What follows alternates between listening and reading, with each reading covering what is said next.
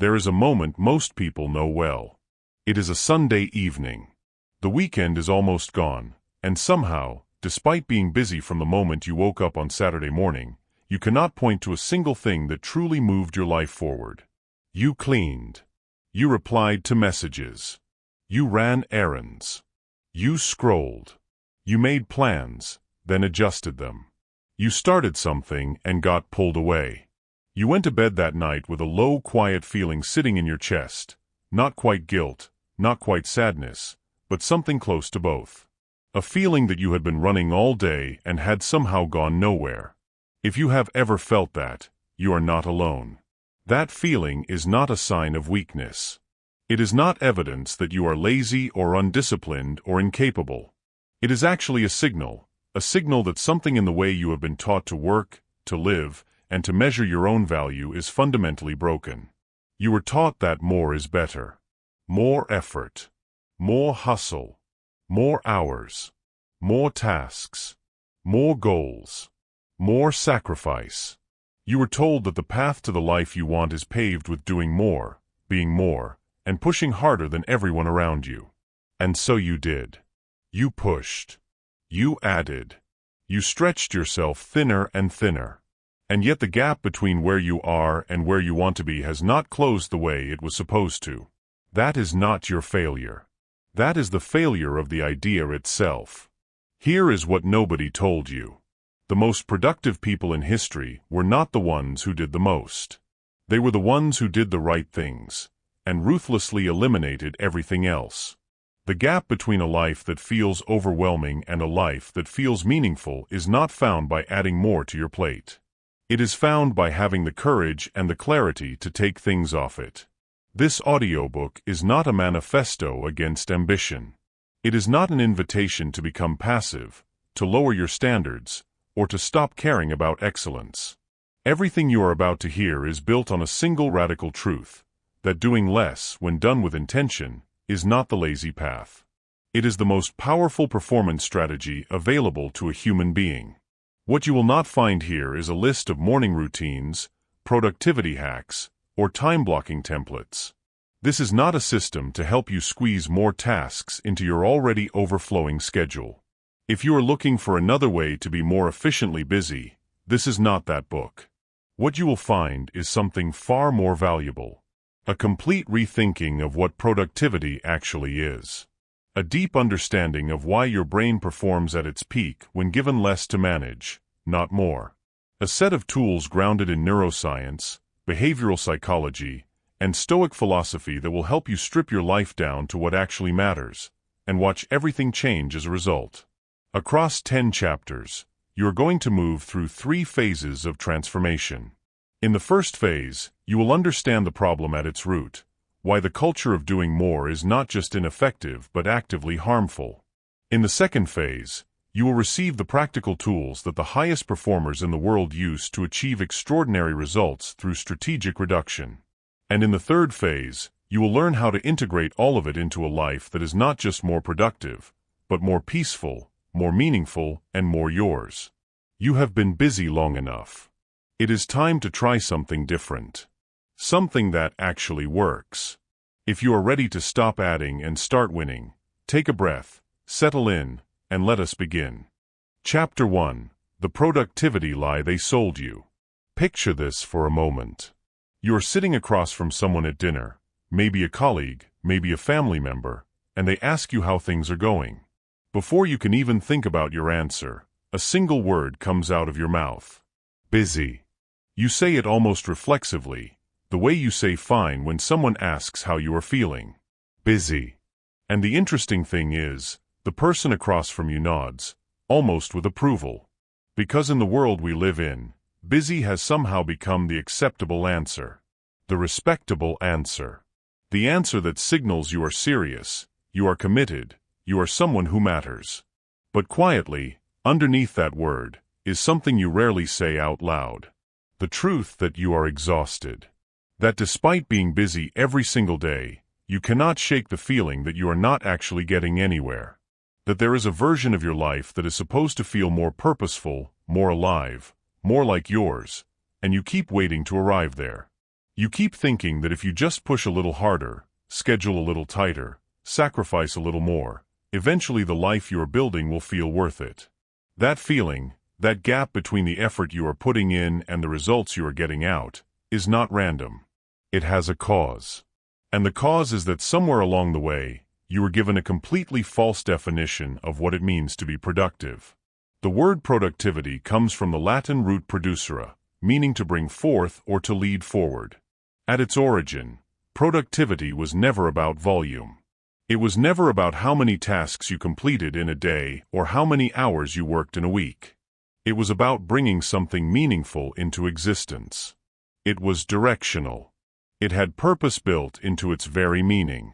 Somewhere between that origin and the modern world, the definition got corrupted. The corruption did not happen by accident. The Industrial Revolution needed workers who could maximize output, and so efficiency became the measure of a human being's value.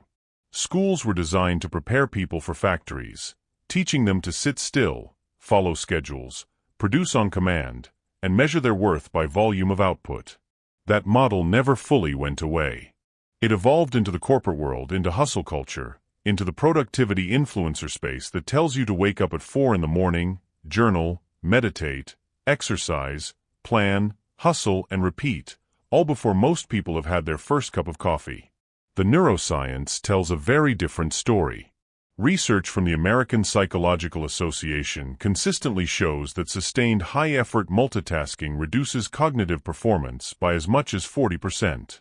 The brain does not actually multitask. It rapidly switches between tasks, and every switch carries what researchers call a switching cost, a moment of cognitive recovery where the brain essentially reboots.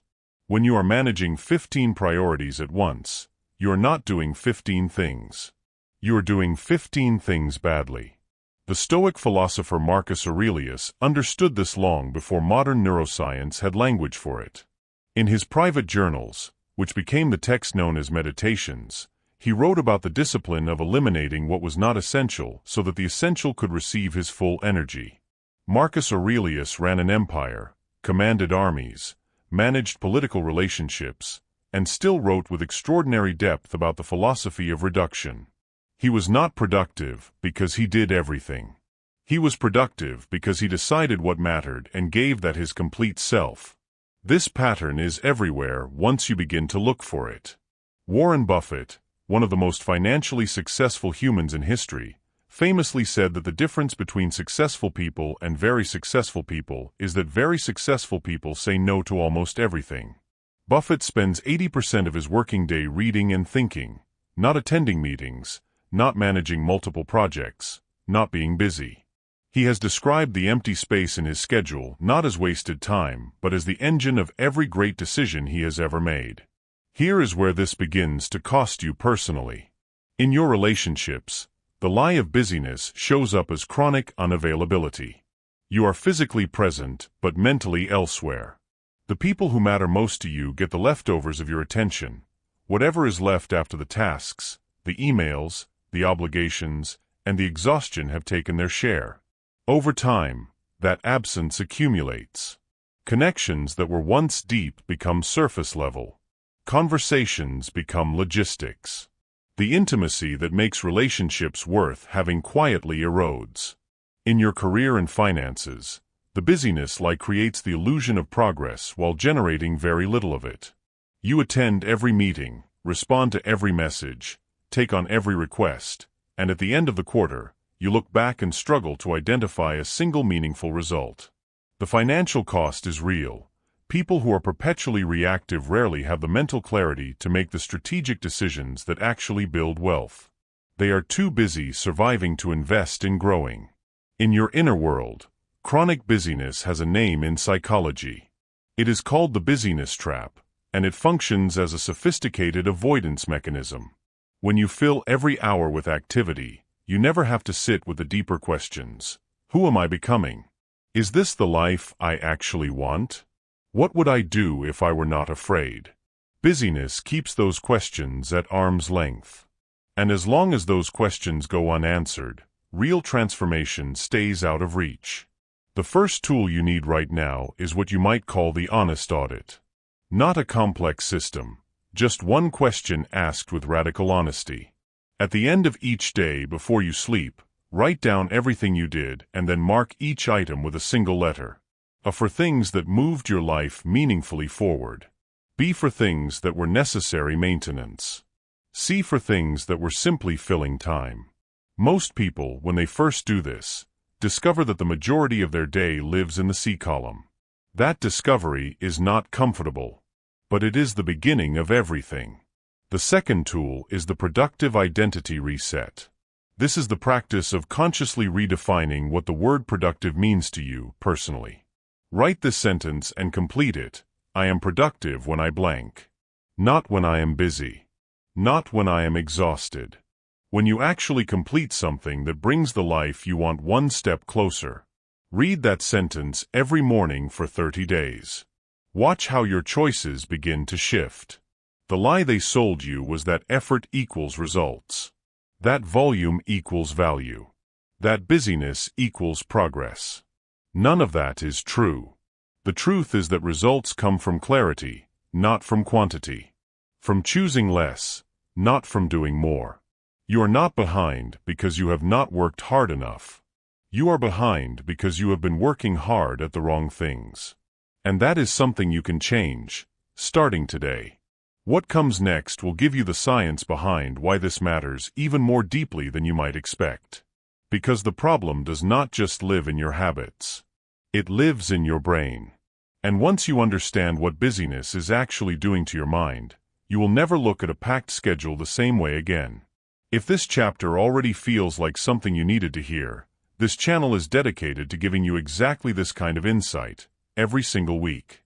Subscribe now and hit the notification bell so you never miss an episode. In this series, we are going to go deep together, and the best is still ahead.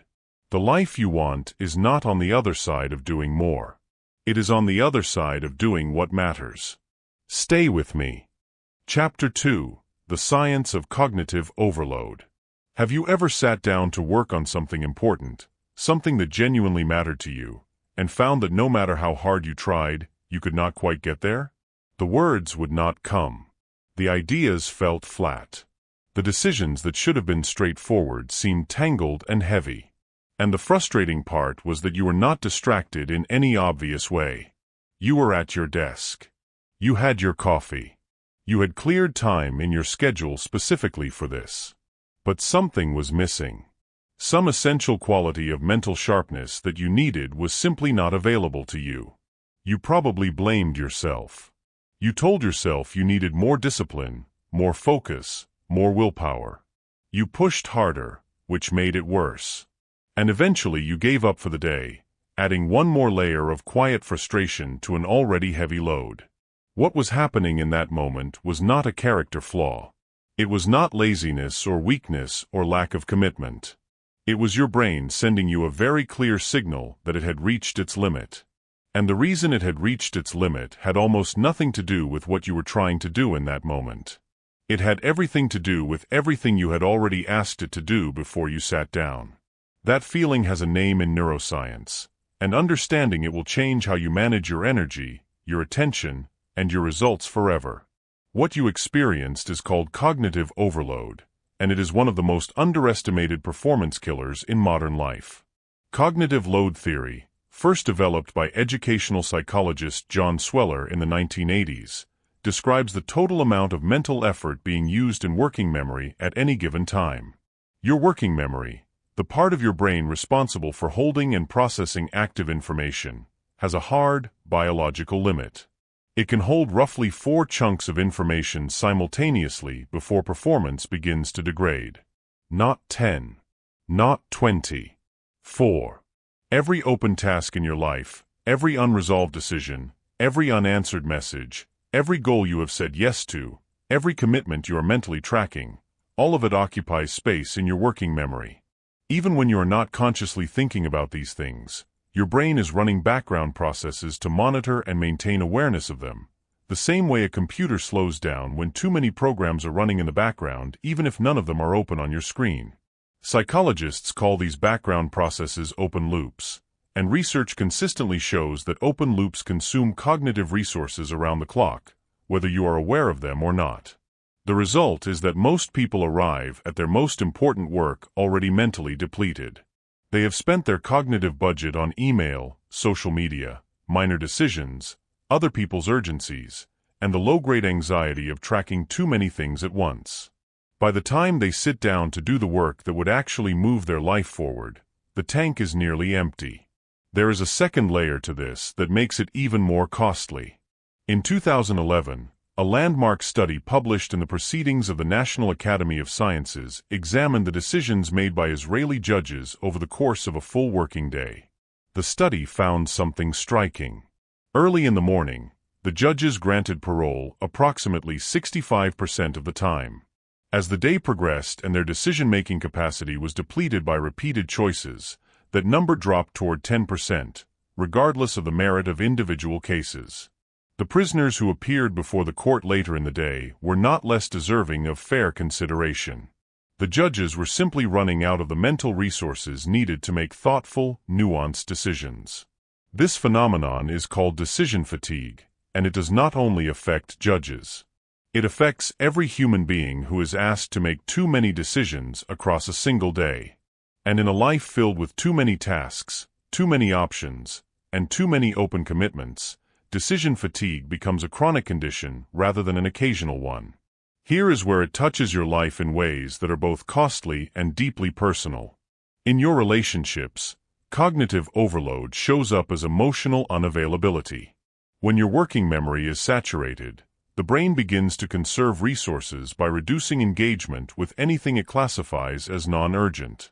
The people you love, your partner, your children, your friends, often fall into that non-urgent category, not because they are unimportant to you, but because the brain is simply trying to survive the volume of demands being placed on it. You are physically present, but cognitively elsewhere.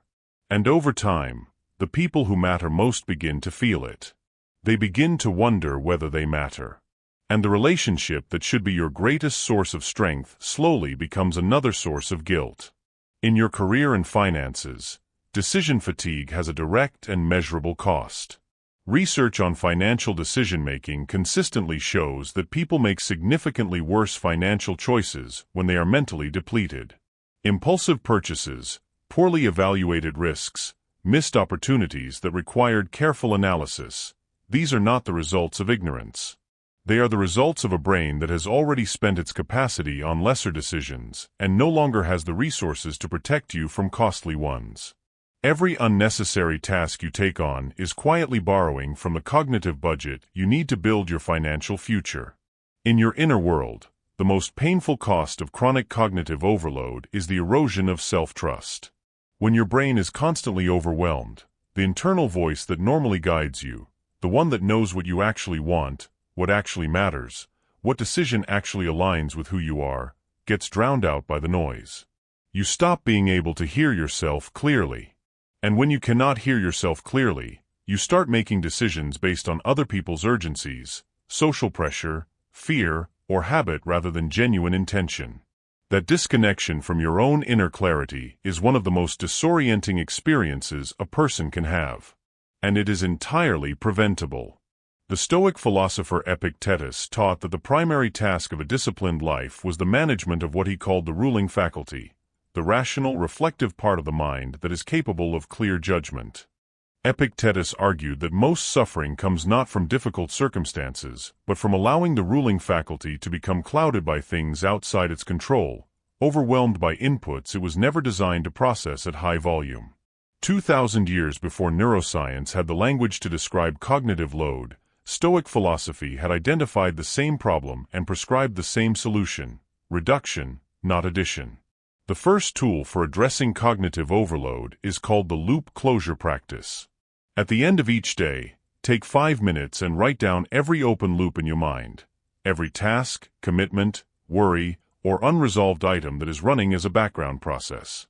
Then, for each item, make one of 3 decisions. Do it now if it takes less than 2 minutes. Schedule it for a specific time if it requires attention later. Or consciously release it if it is not actually something you need to act on. The act of writing these things down and making a clear decision about each one signals to your working memory that it can release them. Research by psychologist Roy Baumeister confirms that it is not the completion of tasks, but the act of making a clear plan for them that reduces the mental load they carry. The second tool is what you can call the decision hierarchy. This is the practice of identifying in advance the three categories of decisions in your life: high-stakes decisions that deserve your full cognitive resources, medium decisions that can be handled with a simple rule or framework, and low-stakes decisions that should be automated, delegated, or eliminated entirely. Once you have this hierarchy in place, you stop spending premium cognitive energy on decisions that do not deserve it. You protect your mental peak for the moments that actually require it. Think about what this looks like in practice. A senior executive who decides in advance what she will eat for lunch every day during a high-pressure quarter is not being rigid. She is protecting her best thinking for the decisions that will shape her company. A parent who establishes a standing rule for how screen time works in the household is not being controlling. He is eliminating a daily negotiation that costs everyone energy. Strategic reduction of low-stakes decisions is not laziness, it is sophisticated resource management. Now, here is the nuance that matters. Cognitive load theory does not suggest that challenge is bad for the brain. Quite the opposite. The right level of challenge, what psychologists call the zone of proximal development, actually strengthens cognitive capacity over time. The problem is not thinking hard. The problem is thinking about too many things simultaneously. There is a significant difference between deep, sustained engagement with one meaningful challenge and shallow, fragmented engagement with dozens of minor ones. The first builds capability. The second erodes it. Your brain is not broken. It is not failing you. It is doing exactly what it was designed to do, protecting itself from overload by reducing engagement when it reaches capacity. The question is not how to force it past that limit. The question is how to live and work in a way that keeps you consistently operating below that limit, so that when your most important work calls for your best thinking, you have something real to give it. Your mind is your most valuable asset. Not your schedule. Not your output. Not your productivity metrics. Your mind. And the single most important thing you can do for your mind is to stop filling it with everything and start protecting it for something. In the next chapter, you're going to discover that not all of your actions, relationships, or habits are contributing equally to your results. In fact, the science reveals that a small number of inputs are responsible for the overwhelming majority of what actually matters in your life. And once you learn how to find them, everything changes. Chapter 3. The 20% that runs your entire life. Think about the last time you felt genuinely fulfilled at the end of a day. Not just tired. Not just relieved that it was over. Actually fulfilled, that specific quiet satisfaction that comes from knowing you did something that mattered. Try to remember what you actually did that day. Chances are, when you trace it back honestly, that feeling did not come from the volume of things you completed. It came from one or two specific things. A conversation that went deep. A piece of work that came together in a way you were proud of. A decision you made that felt aligned with who you were trying to become. One or two things, out of everything that filled that day, were responsible for almost all of the meaning you walked away with. That pattern is not a coincidence. It is not luck. It is one of the most consistent, reproducible principles in all of human performance. And once you see it clearly, you will never be able to unsee it. Most people move through their lives treating all of their activities as roughly equal contributors to their outcomes. They give similar energy to their most important work and their least important tasks. They maintain relationships that drain them with the same investment they give to relationships that restore them. They pursue goals that excite them and goals they feel they should pursue with the same level of commitment. Everything gets a share. And because everything gets a share, the things that matter most rarely get enough. The economic theorist Vilfredo Pareto first noticed this imbalance in 1896, when he observed that approximately 80% of the land in Italy was owned by 20% of the population. Curious about whether this pattern appeared elsewhere, he began looking at other systems, economics, agriculture, business, and found the same ratio appearing consistently. 80% of outcomes tended to come from 20% of inputs. This observation eventually became known as the Pareto Principle, and in the century since its discovery, it has been validated across an extraordinary range of human domains. 80% of a company's revenue typically comes from 20% of its clients. 80% of a person's happiness tends to come from 20% of their relationships. 80% of the results in any creative field typically come from 20% of the work produced. The ratio is not always precisely 80-20. Sometimes it is 90-10, sometimes 70-30, but the core principle holds with remarkable consistency. A small number of inputs generate the overwhelming majority of meaningful outputs. Here is what makes this personally urgent for you. If the Pareto Principle is operating in your life, and it is, then roughly 80% of the effort you are currently expending is generating only 20% of your results. That is not a small inefficiency. That is an enormous, life-altering misallocation of your most finite resources, your time, your energy, and your attention. In your relationships, this shows up with painful clarity. Think about the people in your life. If you are honest with yourself, there is probably a small number of relationships, perhaps 3 to 5 people, who are responsible for the vast majority of the love, support, growth, and genuine connection you experience. And then there is a much larger group of relationships that consume significant time and energy while contributing very little to your actual well-being. The social obligations, the surface-level connections you maintain out of habit or guilt, the relationships you have never consciously chosen to invest in but have never consciously chosen to release either. Every hour you spend maintaining those connections is an hour not given to the ones that actually sustain you. In your career and finances, the Pareto Principle is even more visible once you know what to look for. There are almost certainly a small number of skills, activities, or decisions that are responsible for most of your professional value and most of your income. The rest, the meetings that produce nothing, the tasks that feel busy but move nothing forward, the projects that consume energy without generating returns, these are the 80%. And the painful truth is that most people spend most of their professional time in the 80% while telling themselves they are being productive. In your inner world, the Pareto Principle reveals something even more confronting. A small number of recurring thoughts, beliefs, and emotional patterns are generating the overwhelming majority of your inner experience.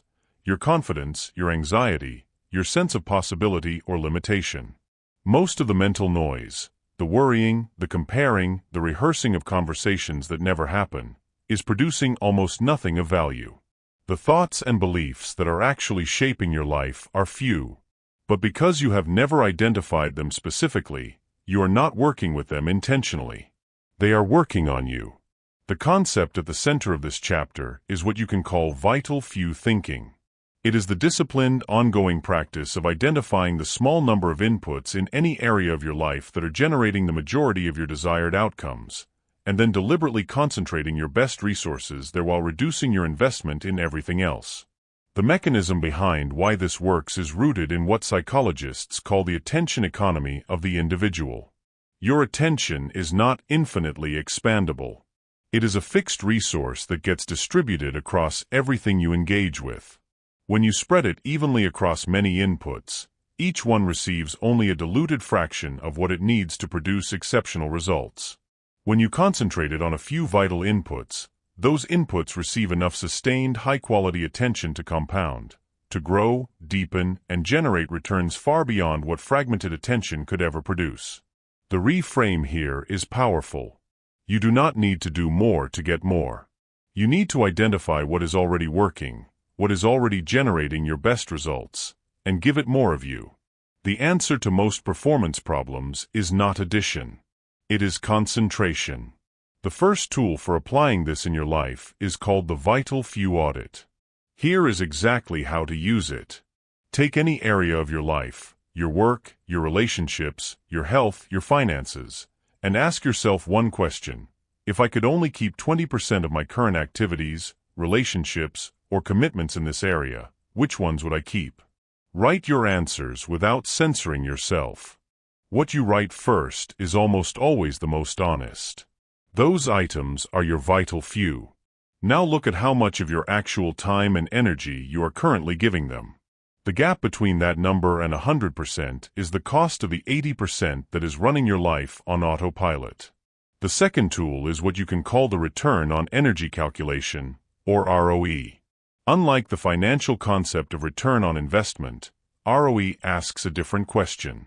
For every significant commitment, relationship, or activity in your life, ask, what am I getting back in terms of meaning, growth, connection, or results for the energy I am putting in? This is not a cold, transactional exercise. It is an act of profound self-honesty. Some things deserve your energy even when the return is not immediately visible. But many things in most people's lives are consuming energy and returning almost nothing. The ROE calculation makes the invisible visible. Think about what this looks like in the real world. The writer who stops trying to maintain a presence on 6 social media platforms and instead writes deeply on one produces work that is more original, more resonant, and more widely shared than the writer who is everywhere and fully present nowhere. The entrepreneur who stops attending every networking event and instead invests deeply in 3 genuine professional relationships closes more meaningful deals than the one who collects hundreds of surface-level contacts. The parent who stops overscheduling family time and instead creates 3 completely unhurried evenings a week builds a deeper connection with their children than the one who fills every moment with structured activities. Now, the nuance here is essential. Vital few thinking is not the same as neglecting responsibilities. There are things in your life that must be done even though they are not in your vital 20%, and this framework does not ask you to abandon them. What it asks is that you stop treating maintenance tasks with the same energy, attention, and emotional investment you give to your vital few. Handle what must be handled. But do not confuse handling it with building your life around it. The goal is not to eliminate the 80% entirely. The goal is to stop letting it dominate the best of you. Here is the truth that this principle is really pointing toward. Most people spend their entire lives reacting to the 80%, putting out fires, managing noise, staying busy with the things that feel urgent but rarely matter, while the 20% that would actually transform their lives waits patiently in the background, chronically underfunded. You already have within you the relationships, the skills, the ideas, and the capacities that are capable of producing the life you are imagining. They are not absent. They are simply receiving a fraction of the attention they need to fully emerge. Your only job, and it is a genuinely significant job, is to find them, name them, and start giving them what they deserve. The 80% will always be loud. It will always feel urgent. It will always find ways to justify its claim on your time. Learning to hear the quiet pull of the vital 20% above the noise of the demanding 80% is one of the most important skills you will ever develop. In the next chapter, you are going to take this even further. Because once you know what your vital few are, there is a second equally powerful principle at work, the strategic and intentional practice of not knowing, not engaging with, and not pursuing the things that do not belong in your vital few. It is called strategic ignorance, and it is one of the least discussed and most powerful tools available to a high performer. Chapter 4: Strategic Ignorance, the Art of What Not to Know. Close your eyes for a moment and imagine your phone. Not what is on it right now, just the weight of it. The way it sits in your pocket or on the desk beside you. The way your hand reaches for it almost before your brain has decided to. The way a single notification can interrupt a thought you will never fully recover. Now think about the last time you picked it up without a specific reason. You were not looking for anything in particular. You were just checking. And somehow, 20 minutes later, you were deep inside a thread of information that had absolutely nothing to do with your life, your goals, or anything you actually care about. And when you finally put it down, you felt slightly worse than before you picked it up. Not dramatically worse. Just a little more scattered. A little more restless. A little more full of things you did not ask for and cannot use. That experience is not unique to you. It is happening to billions of people every single day. And it is costing them something they cannot get back. You have already learned in the previous chapters that your cognitive resources are finite, and that most people are spending the majority of their energy on the 80% that generates very little of what actually matters. This chapter goes one level deeper, because there is a specific category of input that is perhaps the most expensive of all, not because it demands your action, but because it demands your attention without your permission. And the antidote to it is a practice that sounds almost irresponsible until you understand why the most effective people in history have used it deliberately and unapologetically. That practice is strategic ignorance, and it is about to become one of the most liberating ideas you have ever encountered. Before you assume this is an argument for being uninformed or disconnected from the world, stay with this for a moment. Strategic ignorance is not the same as willful blindness or intellectual laziness. It is something fundamentally different. It is the conscious, deliberate decision to not consume, not engage with, and not track information that does not serve your vital few, your most important goals, relationships, and responsibilities. It is the recognition that in an age of infinite information, the ability to choose what not to know is not a disadvantage. It is a profound competitive advantage. The neuroscience behind this is both fascinating and sobering. Every piece of information your brain encounters triggers what researchers call an orienting response, an automatic involuntary shift of attention toward the new input. This was an extraordinarily useful mechanism for our ancestors, for whom a sudden sound or movement in the environment might mean a predator was nearby.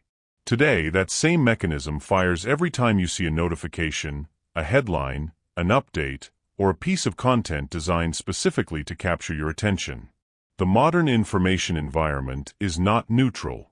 It has been engineered by some of the most sophisticated behavioral scientists in the world to trigger your orienting response as frequently as possible, because your attention is the product being sold.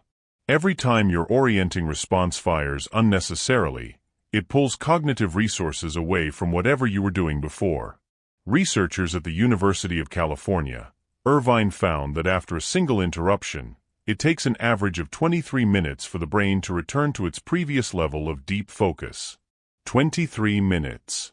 If you are receiving interruptions, from notifications, from unnecessary information, from inputs you never consciously invited, every hour, you are effectively never reaching deep focus at all. You are spending your entire day skimming the surface of your own capability. Marcus Aurelius wrote in his Meditations, and this line has survived 2,000 years because it is so precisely true, that if you are distressed by anything external, the pain is not due to the thing itself but to your own estimate of it, and this you have the power to revoke at any moment. He was not telling his readers to be indifferent to the world. He was reminding them that the decision about what to let into the mind belongs to the individual, not to the environment. In a world that had its own version of noise, political intrigue, military updates, social demands, the constant press of an empire, Marcus Aurelius was practicing strategic ignorance every time he chose not to engage with what did not serve his ruling faculty. The real-world example here is one of the most instructive in modern history. Warren Buffett, who we mentioned briefly in Chapter 1, does not read most financial news. He has said explicitly that the majority of what is reported in financial media is noise that would distort his thinking rather than improve it. Instead, he reads deeply in a narrow range of sources that directly inform his specific investment philosophy. His partner Charlie Munger built what he called a latticework of mental models, a deliberately curated set of frameworks drawn from a small number of disciplines, and used that curated knowledge base to make decisions rather than constantly ingesting new information. Both men have described their ability to ignore most of what the financial world produces as central to their success, not peripheral to it. Here is how strategic ignorance is costing you right now in every domain of your life. In your relationships, the inability to be strategically ignorant shows up as chronic distraction during the moments that matter most. You are at dinner with someone you love, and your attention is being pulled by your phone, by the conversation at the next table, by the mental residue of the last piece of content you consumed. The person in front of you does not receive you fully. They receive whatever is left after the information environment has taken its share. And over time, the people who love you learn not to expect your full presence, because they have learned that your full presence is always being negotiated with something else. In your career and finances, the cost of information overload is the inability to think originally. When your mind is constantly filled with other people's opinions, other people's analyses, other people's frameworks, there is no space for your own thinking to emerge. The most valuable professional contributions, the ideas that are genuinely new, the strategies that are genuinely distinctive, the insights that create real competitive advantage, do not come from consuming more information. They come from giving your own mind the quiet it needs to connect the information it already has in new and powerful ways. Innovation lives in the space between inputs, not in the accumulation of them. In your inner world, the inability to practice strategic ignorance is one of the primary drivers of chronic anxiety. Anxiety, at its neurological core, is the brain's threat detection system running on inputs it cannot resolve. When you are consuming information about every crisis, every conflict, every potential danger, every social comparison available in the digital environment, you are feeding your threat detection system a constant stream of stimuli it was never designed to process at that volume. The result is a persistent low-grade state of alarm that masquerades as being informed, but is actually a form of self-inflicted psychological distress. The first tool in this chapter is called the information diet. Just as a nutritional diet is not about starving yourself but about choosing inputs that genuinely nourish you, an information diet is the practice of consciously designing your information environment so that what enters your mind is primarily what serves your vital few. Here is how to build yours. Take 1 week and track every source of information you consume, every app, every news source, every podcast, every social media platform, every conversation you engage with primarily for information. Then ask of each source one question. Does this regularly produce insights or knowledge that directly serve my most important goals or relationships? If the answer is no, it does not belong in your diet. Remove it without apology. The second tool is what you can call the ignorance intention, a short, specific daily declaration of what you are choosing not to engage with today. This might sound unusual, but the research on implementation intentions, conducted by psychologist Peter Gollwitzer, shows that when people decide in advance exactly what they will not do in a specific situation, they are significantly more likely to protect that boundary when the situation arises. Your ignorance intention might be as simple as, "Today I will not check social media before noon," or, "Today I will not engage with news that I cannot act on." Written down and stated clearly, this intention becomes a cognitive shield that reduces the effort required to resist unnecessary inputs throughout the day. Think about what this looks like professionally. A startup founder who stops reading every piece of industry news and instead dedicates that reclaimed time to deeply understanding her 10 best customers makes faster, better decisions than the founder who is constantly surveilling the competitive landscape. A financial advisor who stops monitoring his portfolio every hour and instead reviews it monthly with full cognitive resources makes more rational decisions than one whose judgment is constantly colored by the noise of short-term fluctuations. A teacher who stops engaging with every education debate on social media and instead spends the time designing one truly exceptional lesson per week delivers more value to her students than one who is perpetually informed but perpetually distracted. Now here is the counterpoint you need to hear clearly, because this idea is easy to misapply. Strategic ignorance is not a justification for avoiding difficult truths about your own life, your relationships, or your responsibilities. There is a category of information you genuinely need: feedback from people who matter to you, signals from your own body and emotions, honest assessments of your financial situation, clear-eyed evaluation of your professional performance. Choosing not to know these things is not strategic ignorance. It is avoidance, and avoidance always costs more in the long run than the discomfort it temporarily spares you. The distinction is precise. Strategic ignorance is about the external information environment. It is never a reason to stop listening to the people and signals that are trying to help you grow. Here is what this chapter is really about, underneath all the neuroscience and philosophy. It is about sovereignty. About reclaiming the territory of your own mind from a world that has become extraordinarily skilled at colonizing it without your permission. Every time you choose to not engage with something that does not serve your vital few, you are making a quiet, powerful declaration: my attention belongs to me. And that declaration, made consistently and with conviction, is the foundation of every other change this audiobook is inviting you to make. Your mind does not need more information. It needs more of the right information and far less of the wrong kind. The moment you begin to exercise genuine sovereignty over what you allow into your mental space, you will notice something remarkable. The ideas that matter to you begin to emerge more clearly, the decisions that once felt murky begin to sharpen, and the sense of calm that comes from a mind that is not constantly being pulled in 17 directions becomes one of the most valuable experiences of your life. You do not need to know everything. You never did. What you need is to know deeply what actually matters, and to protect that knowing from the endless noise of everything else. In the next chapter, you are going to discover something that modern productivity culture almost never talks about: the extraordinary power of doing absolutely nothing. Not as a reward. Not as recovery. As a performance strategy.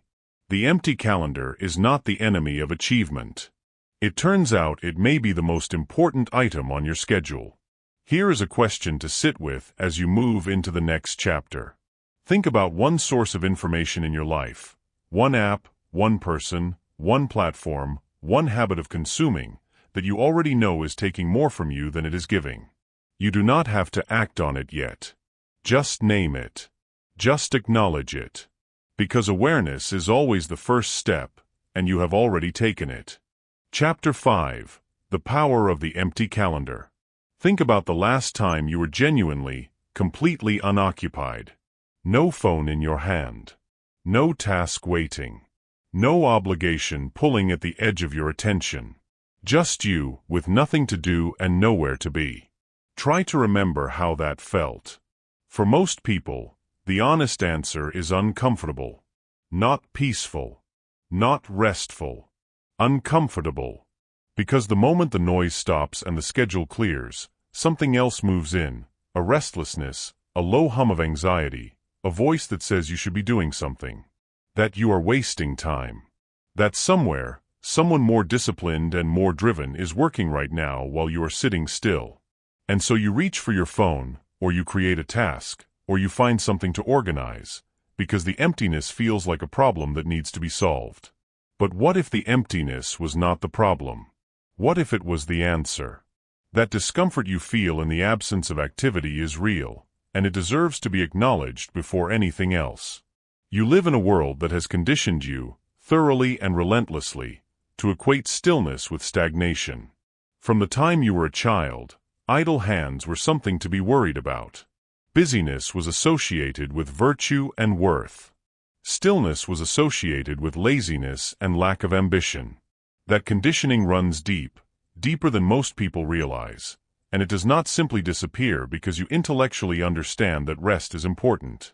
It has to be unlearned, deliberately and with patience. What you are about to discover is that the empty calendar is not the enemy of high performance. It is one of its most essential and most consistently overlooked conditions. The space you have been avoiding is not empty in the way you think. It is full of exactly the kind of cognitive and creative activity that your most important work depends on. The neuroscience here is both surprising and deeply validating. In the early 2000s, neurologist Marcus Raichle at Washington University made a discovery that fundamentally changed how scientists understand the brain. While studying brain activity during rest, Raichle and his team noticed something unexpected. When people were not engaged in any specific task, a distinct network of brain regions became significantly more active, not less. This network, which Raichle named the default mode network, was initially dismissed as neural noise, background activity with no meaningful function. Further research revealed it to be one of the most important systems in the entire brain. The default mode network is the seat of your most sophisticated mental capacities. It is where the brain makes sense of your own life narrative, integrating past experiences with present understanding to build a coherent sense of who you are and where you are going. It is where you process and regulate complex emotions, working through experiences that require more than surface-level acknowledgement.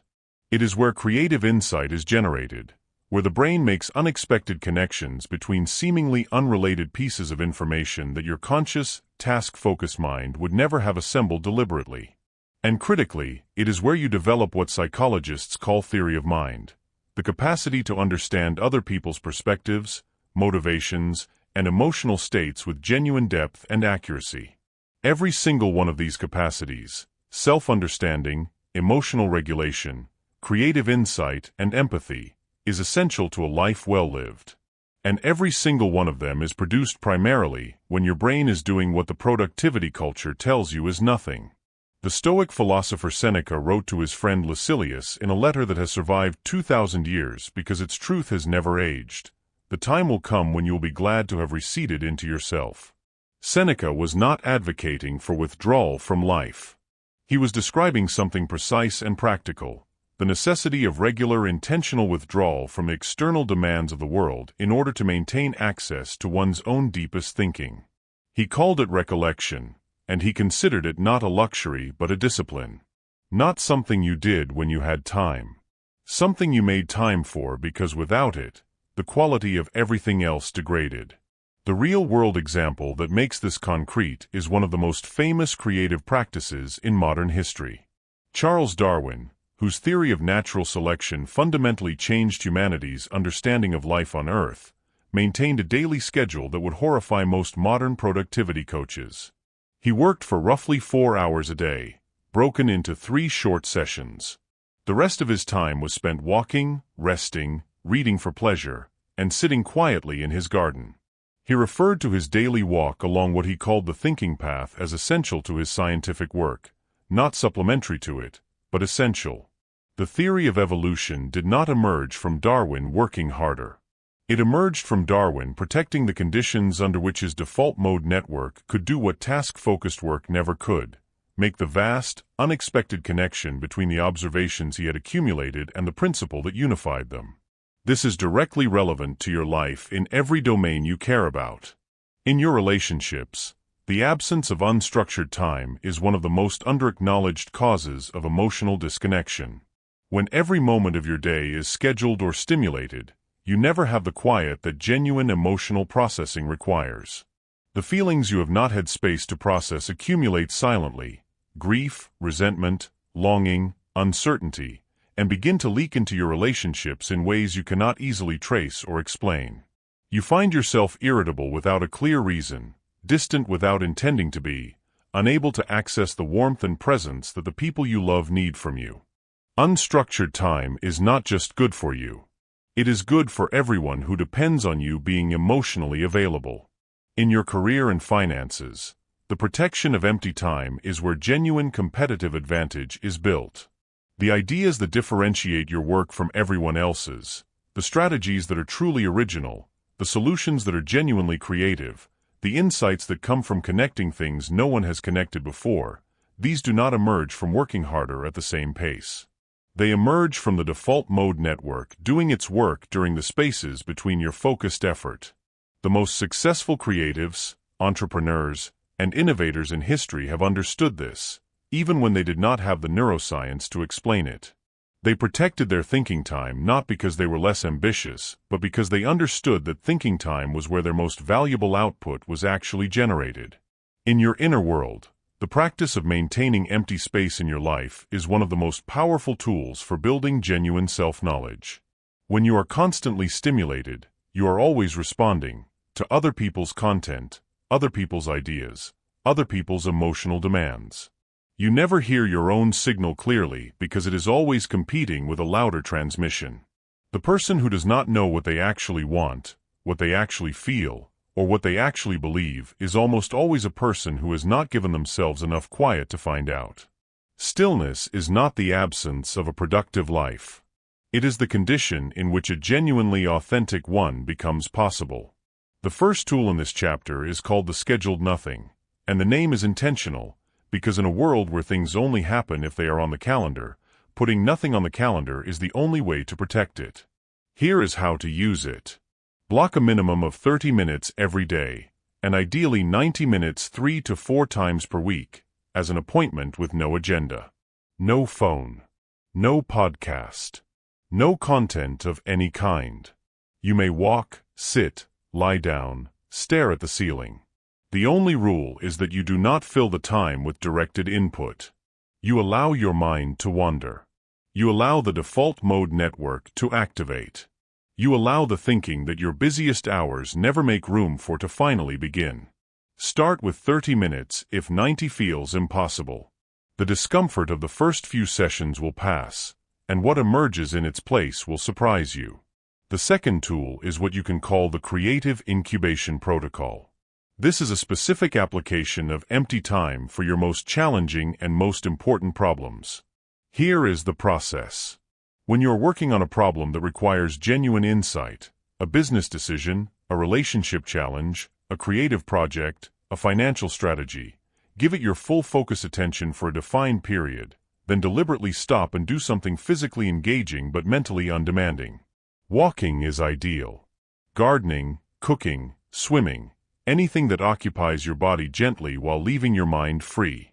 Research by A.P. Dijksterhuis at the University of Amsterdam consistently shows that after a period of deliberate, unconscious processing, which is exactly what happens during this kind of activity, people produce solutions of significantly higher quality than those who either continue to consciously work on the problem or simply rest without any prior focused engagement. The focused work loads the problem. The empty time solves it.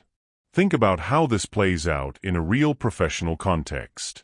A marketing director who builds 30 minutes of unscheduled walking into his midday routine consistently arrives at afternoon meetings with ideas that his fully scheduled colleagues cannot match, not because he is more intelligent, but because he is giving his brain the conditions it needs to produce its best thinking.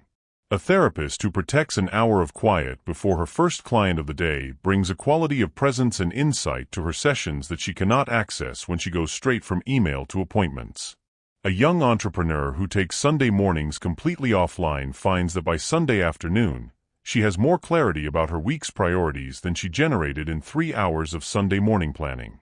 Now, the nuance that prevents this principle from being misused. The empty calendar is not a prescription for permanent inactivity, and it is not an excuse to avoid the disciplined, focused work that meaningful achievement genuinely requires. The default mode network and the task-positive network, the brain's focused, goal-directed system, are not alternatives to each other. They are partners. Each one enables the other.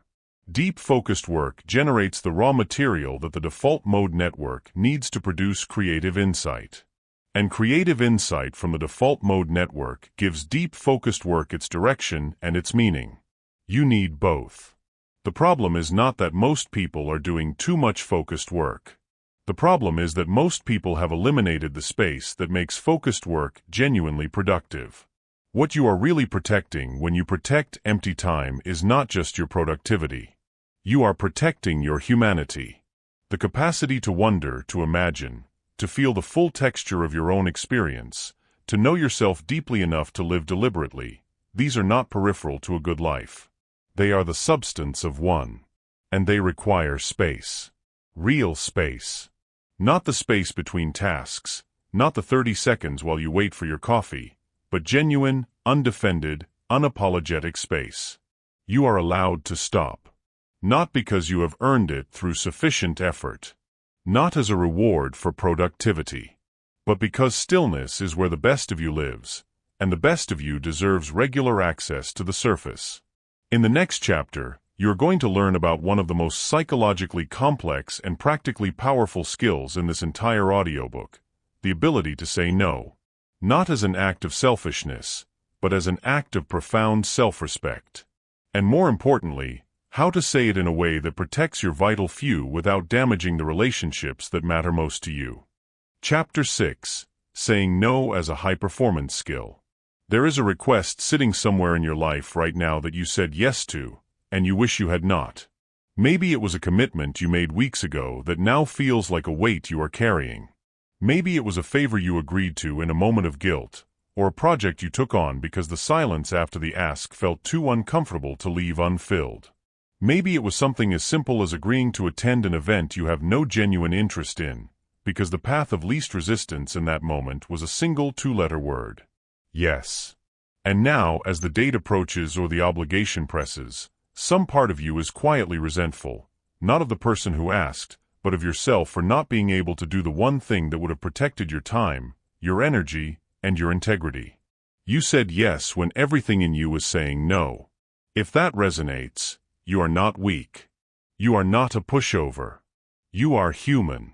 And you are dealing with one of the most deeply wired social instincts in the human psychological repertoire, the need to be accepted, to be seen as helpful, to avoid the discomfort of disappointing someone who is looking at you with expectation in their eyes.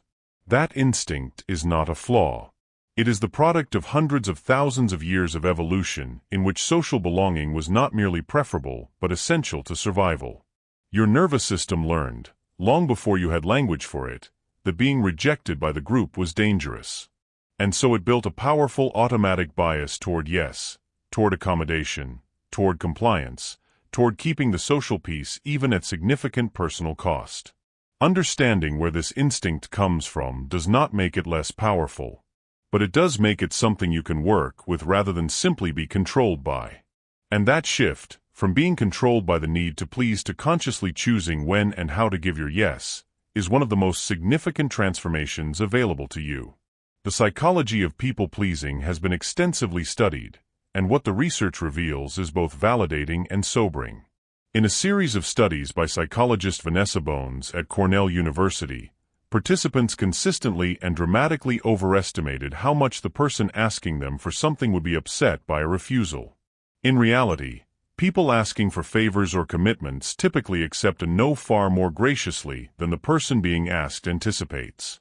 The emotional cost of saying no, in other words, exists primarily in the imagination of the person who cannot bring themselves to say it. The actual cost, in most situations, is significantly lower than the mental simulation predicts. The Stoic philosophers called this phenomenon the tyranny of the imagined reaction, the way human beings suffer in advance of consequences that either never materialize or prove far less damaging than feared. Epictetus was direct about this. He taught that the desire for approval from others was one of the primary sources of human suffering, not because other people's opinions do not matter, but because tying your choices and your sense of self-worth to other people's reactions places your inner freedom in someone else's hands. Every yes you give from fear rather than genuine choice is a small transfer of your sovereignty to someone else's expectations. The historical figure who perhaps best embodied the high-performance application of strategic refusal was Steve Jobs. When Jobs returned to Apple in 1997, the company had dozens of products in various stages of development. One of his first and most consequential decisions was to eliminate roughly 70% of them, cutting Apple's product line from approximately 350 products to 10. His explanation was precise and has been widely quoted because it captures something essential. He was as proud of what Apple decided not to do as of what it decided to do. That discipline of refusal, applied not just to products but to partnerships, features, and opportunities, is widely credited as one of the central drivers of Apple's transformation from near bankruptcy to the most valuable company in the world. Here is where the inability to say no is costing you in ways that are both immediate and cumulative. In your relationships, chronic yes-saying creates a dynamic that is quietly corrosive to genuine connection. When you consistently say yes to things you do not mean, two things happen simultaneously. First, the people in your life develop a relationship with a version of you that is not fully real. They come to rely on an availability and willingness that is not authentically yours, which means the relationship is built on a foundation that cannot hold indefinitely. Second, you begin to accumulate resentment, not loudly, not dramatically, but steadily, toward the people whose requests you keep agreeing to against your own better judgment. That resentment is not their fault. They did not ask you to lie to them with your yes. But it poisons the relationship just as effectively as if it were. In your career and finances, the inability to say no is one of the primary mechanisms by which talented people remain stuck at the level of being useful to others, rather than advancing toward their own most important goals. Every yes to someone else's priority is a no to your own. Every project you take on out of obligation rather than strategic alignment is time and energy not given to the work that would actually build your career, your business, or your financial future. The professionals who advance most consistently are not the ones who are most accommodating. They are the ones who are most intentional, who give their yes with genuine conviction and protect that yes with a consistent, respectful, unapologetic no to everything that does not belong in their vital few. In your inner world, the cost of chronic people-pleasing is the gradual erosion of your own identity. When your choices are consistently shaped by what others want from you rather than what you genuinely value, you begin to lose touch with who you actually are. Your preferences, your needs, your boundaries, your sense of what matters, these require regular expression to remain vivid. A person who never says no is a person who is slowly disappearing into other people's definitions of who they should be. And the anxiety, the restlessness, the persistent sense of dissatisfaction that many people carry without being able to name its source, this is often its origin. The concept at the heart of this chapter is what you can call sovereign yes. A sovereign yes is a yes that you give fully, freely, and from genuine alignment, not from pressure, not from guilt, not from the discomfort of silence. A sovereign yes is valuable precisely because it is not automatic. The people who receive it know they are receiving something real. And the no's that make it possible are not acts of selfishness. They are the conditions that make your yes worth anything at all. The first tool for developing this skill is called the pause protocol. This is the simplest and most immediately applicable practice in this chapter. The pause protocol is a single rule. You never give a yes in the moment a request is made if that yes requires a significant commitment of your time, energy, or resources. Instead, you say one of the following phrases, chosen based on context. Let me check my commitments and come back to you. I want to give this the consideration it deserves. Let me think about whether I can do this well. Then you take at minimum 24 hours before responding. This pause does two things simultaneously. It removes the social pressure of the immediate moment, which is where most regretted yes are born. And it gives you the space to consult what you might call your inner counsel, your genuine values, your current commitments, your actual capacity, before making a decision. Research on decision-making consistently shows that decisions made under time pressure and social observation are significantly more likely to be regretted than decisions made in private reflection. The pause protocol puts the decision where it belongs, with the considered you, not the pressured you. The second tool is what you can call the graceful no framework, a three-part structure for declining requests in a way that is honest, respectful, and relationship-preserving. The framework works like this. First, acknowledge genuinely, thank the person for thinking of you, or validate the importance of what they are asking. This is not a manipulation tactic. It is a recognition that most requests come from real need, and the person asking deserves to feel heard. Second, decline clearly, using simple, direct language without excessive explanation or apology. You do not owe anyone a detailed justification for protecting your time. A clear, calm no is more respectful than an elaborate excuse that both parties know is not the real reason. Third, offer an alternative if one genuinely exists and if offering it is truly voluntary, a different person who might help, a different time when you might be available, a smaller version of what was asked that you can genuinely commit to. If no genuine alternative exists, the first two steps are sufficient on their own. Here is what this looks like in practice. In a professional context, I really appreciate you thinking of me for this, and I have to decline because my current commitments mean I cannot give it the attention it deserves. In a personal context, I care about you and I am not able to commit to this right now. In a leadership context, this sounds valuable and it is not the right fit for where my focus needs to be.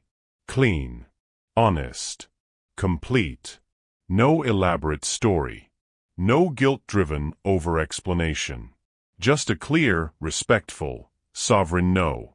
Now, the nuance that this chapter absolutely requires. Strategic refusal is not the same as emotional unavailability, and it is not a license to become someone who is unreachable, cold, or self-serving. There are requests that deserve a yes even when they are inconvenient. The friend in genuine crisis, the colleague who needs support through something difficult, the family member whose need is real and immediate. The skill being developed here is discernment, not distance. The goal is to say no automatically and easily to things that do not belong in your vital few, so that when something genuinely important asks for your yes, you have something real to give. An empty yes, stretched thin across 100 obligations, helps no one. A full, present, committed yes, made possible by all the no's that preceded it, changes lives. Here is the deeper truth that this chapter is pointing toward. Every time you say no to something that does not align with your values, your goals, and your genuine commitments, you are not just protecting your schedule. You are making a statement about who you are. You are demonstrating to yourself and to the world that your time has value, that your energy has value, that your yes has value. And that demonstration, made consistently over time, does something profound. It builds self-respect. Not the performance of self-respect, the real thing. The quiet, solid knowledge that you are living in alignment with what you actually believe rather than in service of other people's expectations. You do not need to earn the right to say no. You were born with it. The work is simply remembering that it was always yours. In the next chapter, you are going to take everything you have learned about protecting your focus, your time, and your energy, and apply it to the actual experience of working. Because knowing what to protect is only half of the equation. The other half is knowing how to actually show up for your most important work with the full depth of attention it deserves, in a world that has been specifically designed to prevent exactly that. Chapter 7. Single-tasking in a multitasking world. Picture the scene. You are working on something that genuinely matters, a proposal, a creative project, a difficult conversation you are preparing for, a financial plan you have been putting off for weeks. You have finally sat down to give it your full attention. The first few minutes feel promising. You are in it. And then, a notification slides across the top of your screen. You do not mean to look. But you look. It is nothing urgent. You return to your work. But somewhere in the 30 seconds it took to read that notification and decide it was not important, something shifted. The thread you were holding, that specific fragile quality of attention that was just beginning to deepen into something real, has been broken. You are back at your desk, your eyes are on your work, but the quality of presence that was there a moment ago is not quite there anymore. You push through. Another notification. A sound from another room. A thought about something you forgot to do. And gradually, without any single dramatic interruption, the depth drains out of the session entirely. An hour later, you have something on the page. But you know, in the way you always know, that it is not your best. That the version of this work that lives in your best thinking never quite made it out. That experience is not a personal failing. It is the predictable result of trying to do deep work inside a system that has been architecturally designed to prevent it. And the solution is not willpower. It is not discipline in the conventional sense. It is a fundamental restructuring of how you approach the act of working itself, built around one of the most counterintuitive and most consistently validated principles in all of cognitive science. That principle is this. The human brain does not multitask. It never has. And every time you have believed you were successfully doing two or more things simultaneously, what was actually happening was something far less efficient, far more costly, and far more damaging to the quality of your output than you were aware of. The research on this point is not ambiguous. Neuroscientist Earl Miller at MIT, one of the world's leading researchers on attention and cognitive function, has stated unequivocally that people cannot multitask. What they do instead is rapidly toggle between tasks, switching attention back and forth at high speed, creating the subjective experience of doing multiple things at once while the brain is actually doing something far more metabolically expensive and cognitively degrading. Each switch carries a cost, the switching cost we discussed in Chapter 2, and those costs accumulate across a working day into a significant deficit of both quality and output. A landmark study by researchers at Stanford University compared the cognitive performance of people who regularly multitasked with those who did not. The results were striking in a way that surprised even the researchers. The chronic multitaskers, the people who had essentially trained their brains to manage multiple streams of information simultaneously, performed worse on every single cognitive measure tested. They were more easily distracted. They had greater difficulty filtering irrelevant information. They performed more poorly on task-switching tests. The very behavior they had optimized their working lives around had measurably degraded the cognitive capacities they needed to do their work well. The Stoic concept most directly relevant here is what Marcus Aurelius described as doing each act as if it were the last act of your life. This phrase is sometimes read as morbid or dramatic, but its actual meaning is precise and practical. Marcus Aurelius was describing the quality of presence that comes from giving a single action your complete, undivided engagement, treating it not as one item in a sequence of many, but as the only thing that exists in this moment. That quality of presence is not a spiritual luxury. It is a performance strategy. And it is the direct opposite of the fragmented, divided attention that multitasking produces. The historical figure who demonstrates this principle most powerfully in a modern context is the writer Cal Newport, whose research into what he calls deep work has become one of the most widely referenced frameworks in contemporary productivity literature. Newport studied the working habits of the most prolific and impactful knowledge workers across history and found a consistent pattern.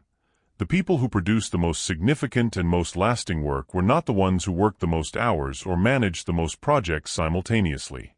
They were the ones who regularly achieved states of deep, uninterrupted, single-focused concentration on their most cognitively demanding work. Newport documented that this capacity, which he called deep work, was simultaneously becoming more valuable in the modern economy and more rare, as the proliferation of digital communication tools made sustained concentration increasingly difficult to achieve and maintain. Here is where the absence of single tasking is costing you in every domain of your life right now. In your relationships, divided attention is one of the most intimate forms of disrespect, not because it is intended as such, but because its impact is identical to deliberate dismissal. When you are with someone and your attention is distributed across your phone, your mental task list, and the conversation simultaneously, the person with you does not receive the experience of being genuinely heard. And being genuinely heard, fully, completely, without competition, is one of the deepest human needs. Research by psychologist John Gottman, who spent decades studying what makes relationships succeed or fail, found that the single most consistent predictor of relationship satisfaction was what he called turning toward, the practice of giving full, undivided attention when a partner or loved one initiates connection. Single tasking in your relationships is not just a productivity principle. It is a love language. In your career and finances, the inability to single task is directly and measurably limiting the ceiling of your professional output. The work that creates the most value, in any field at any level, requires the kind of sustained, deep cognitive engagement that multitasking makes neurologically impossible.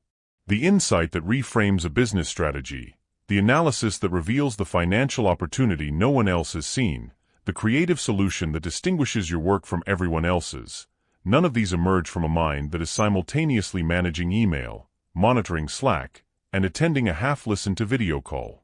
They emerge from a mind that has been given one thing to work on and the uninterrupted time to work on it fully. Every hour of genuine single-focused work produces more meaningful output than 3 hours of fragmented multitasking. That ratio, compounded over a career, is the difference between a professional life that feels like running on a treadmill and one that actually goes somewhere. In your inner world, the practice of single tasking is one of the most direct paths to the experience that psychologist Mihaly Csikszentmihalyi famously named flow, the state of complete absorption in a challenging activity that produces what Csikszentmihalyi described as the optimal human experience. Flow states are characterized by effortless concentration, a distorted sense of time, a feeling of total competence, and a deep intrinsic satisfaction that does not depend on external reward. Csikszentmihalyi's research showed that the moments people report as their most fulfilling, most alive, and most meaningful are overwhelmingly moments of single-focused engagement with a challenging task. Not moments of leisure, not moments of multitasking, but moments of complete, undivided presence with one thing. The capacity for flow is not a gift given to a lucky few. It is a neurological state available to every human being. But it requires one condition that multitasking categorically destroys: uninterrupted, single-pointed attention. The first tool for reclaiming your single-tasking capacity is called the depth block. A depth block is a scheduled, protected period of time, a minimum of 90 minutes, ideally 2 hours, during which you work on exactly one cognitively demanding task with every possible source of interruption eliminated. Phone on airplane mode, not just silenced. Browser notifications off. Email closed, not minimized. A physical environment that signals to your brain that this time is different from ordinary working time. The 90-minute minimum is not arbitrary. It reflects the ultradian rhythm, the natural 90-minute cycle of high and low cognitive alertness that neurologist Parets-Levy identified in the 1980s. Working with this cycle, rather than against it, means your depth blocks align with the periods of peak neural performance your brain naturally generates. Begin with 1 depth block per day. That single protected session, used consistently for your single most important task, will produce more meaningful progress than the rest of your working day combined. The second tool is what you can call the single surface rule. The single surface rule is a physical and digital commitment to working with only one application, one document, one browser tab, or one physical workspace active at any given time. When you are writing, only the writing is open. When you are analyzing, only the analysis is on your screen. When you are reading, only the reading material is in your field of vision. This sounds almost absurdly simple, and that simplicity is exactly why it works. Every additional open surface, every visible tab, every background application, every peripheral piece of paper, is a potential interruption trigger that your orienting response will fire at whether you consciously notice it or not. Eliminating those triggers from your visual field before you begin a session of deep work reduces the cognitive friction that interrupts single-focused attention, making depth significantly easier to sustain. Think about what this looks like across different real-world contexts. A financial analyst who closes every application except her spreadsheet during the 90 minutes she dedicates to her most complex modeling work produces analysis of a quality that her colleagues, who work with 4 screens and 6 open applications simultaneously, consistently cannot match. A manager who puts his phone in a drawer and closes his office door for 2 hours each morning to work on his most important strategic project advances his team's goals faster than the manager who is perpetually available and perpetually reactive. A parent who puts the phone in another room during dinner and gives the conversation at the table his complete attention builds a quality of family connection in 30 minutes that 2 distracted hours cannot replicate. Now, the nuance that keeps this principle honest. Single tasking does not mean that every moment of your working life must be a depth block. There are categories of work that are genuinely shallow: administrative tasks, routine communications, simple logistics, that can be batched and handled efficiently without deep focus. The goal is not to turn your entire day into a monastery of single-pointed concentration. The goal is to clearly distinguish between your deep work, the work that requires your full cognitive capacity and produces your most significant output, and your shallow work, and to ensure that your deep work never gets colonized by your shallow work. Many people make the mistake of allowing shallow work to fill their peak cognitive hours, while relegating their most important work to the depleted hours at the end of the day. The single surface rule and the depth block, used together, ensure that your best hours go to your best work. Here is what single tasking is really about at its deepest level. It is about presence. Complete, undivided, fully committed presence, with your work, with the people you love, with your own interior life. In a world that profits from your distraction, choosing to be fully present is a radical act. It is a declaration that this moment, this specific, unrepeatable moment, deserves all of you. Not a divided, fragmented, partially here version of you, but the whole thing. The work that comes from that place is different. The relationships that are built from that place are different. The life that is constructed from that place is different. Not just more productive, more real, more alive, more unmistakably yours. You have now moved through the complete set of transformation tools this audiobook has built for you, from understanding the lie of busyness, through the science of cognitive limits, through the discipline of identifying your vital few, protecting your attention, reclaiming your empty space, guarding your yes, and showing up fully for your most important work. In the next chapter, you are going to learn what to do with everything that does not belong in that picture anymore. Because letting go of what no longer serves you is not just a practical necessity. It turns out to be one of the most psychologically sophisticated and personally courageous things a human being can do. Chapter 8: Subtraction as a Success Strategy. Think about something you are still carrying that you know, if you are truly honest with yourself, no longer belongs in your life. Not something dramatic necessarily. It does not have to be a relationship or a career. It might be a goal you set 3 years ago that made sense then but no longer reflects who you are becoming. A commitment you made in a different season of your life that has quietly become an obligation you resent. A version of yourself, a role, an identity, a set of expectations, that you have been performing for so long you have almost forgotten it was ever a performance. You know it is there. You have known for a while. And yet it stays. Not because you have made a conscious decision to keep it, but because removing it feels like a loss you are not quite ready to face. Because somewhere in the architecture of your thinking, letting go has become associated with failure, with giving up, with being someone who could not see things through. If that resonates, you are carrying something that a significant percentage of the human population is also carrying right now. And the reason it stays is not weakness.